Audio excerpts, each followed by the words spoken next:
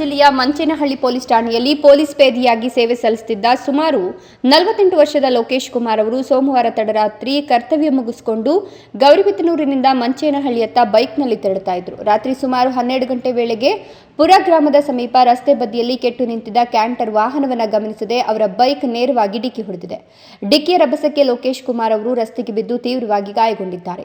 ಅಪಘಾತವನ್ನು ಗಮನಿಸಿದ ಸ್ಥಳೀಯರು ಕೂಡಲೇ ಸ್ಥಳಕ್ಕೆ ಧಾವಿಸಿ ಗಾಯಾಳುವನ್ನ ಸಮೀಪದ ಆಸ್ಪತ್ರೆಗೆ ದಾಖಲಿಸಿದ್ದಾರೆ. ಅಲ್ಲಿ ವೈದ್ಯರು ಪ್ರಾಥಮಿಕ ಚಿಕಿತ್ಸೆ ನೀಡಿದ ಬಳಿಕ ತಲೆಗೆ ಗಂಭೀರ ಪೆಟ್ಟಾಗಿದ್ದ ಕಾರಣ ಹೆಚ್ಚಿನ ಚಿಕಿತ್ಸೆಗಾಗಿ ಬೆಂಗಳೂರಿನ ನಿಮ್ಹಾನ್ಸ್ ಆಸ್ಪತ್ರೆಗೆ ರವಾನಿಸಲು ಸೂಚಿಸಿದ್ದಾರೆ. ಆದರೆ ಆಂಬ್ಯುಲೆನ್ಸ್ ಮೂಲಕ ಬೆಂಗಳೂರಿನ ನಿಮ್ಹಾನ್ಸ್ ಆಸ್ಪತ್ರೆಗೆ ಕರೆದೊಯ್ಯುವ ವೇಳೆ ಮಾರ್ಗ ಮಧ್ಯೆಯೇ ಲೋಕೇಶ್ ಕುಮಾರ್ ಅವರು ಕೊನೆಯುಸಿರೆಳೆದಿದ್ದಾರೆ. ಅವರ ನಿಧನದ ಸುದ್ದಿ ತಿಳಿಯುತ್ತಿದ್ದಂತೆಯೇ ಪೊಲೀಸ್ ಇಲಾಖೆಯ ಸಿಬ್ಬಂದಿ, ಸಹೋದ್ಯೋಗಿಗಳು ಮತ್ತು ಕುಟುಂಬಸ್ಥರಲ್ಲಿ ಆಘಾತ ಮತ್ತು ದುಃಖ ಆವರಿಸಿದೆ. ಘಟನೆಯ ಕುರಿತು ಸಂಬಂಧಪಟ್ಟ ಪೊಲೀಸ್ ಠಾಣೆಯಲ್ಲಿ ಪ್ರಕರಣ ದಾಖಲಾಗಿದ್ದು, ಅಪಘಾತಕ್ಕೆ ನಿಖರ ಕಾರಣ ಏನು ಹಾಗೂ ರಸ್ತೆ ಬದಿಯಲ್ಲಿ ಕೆಟ್ಟು ನಿಂತಿದ್ದ ಕ್ಯಾಂಟರ್ಗೆ ಅಗತ್ಯ ಮುನ್ನೆಚ್ಚರಿಕೆ ಸೂಚನೆಗಳಿದೆಯಾ ಎಂಬುದರ ಕುರಿತು ಪೊಲೀಸರು ತನಿಖೆ ನಡೆಸುತ್ತಿದ್ದಾರೆ. ಪೋಶೆಟ್ಟಿಹಳ್ಳಿ Chetan PV, A News TV, Manchenahalli.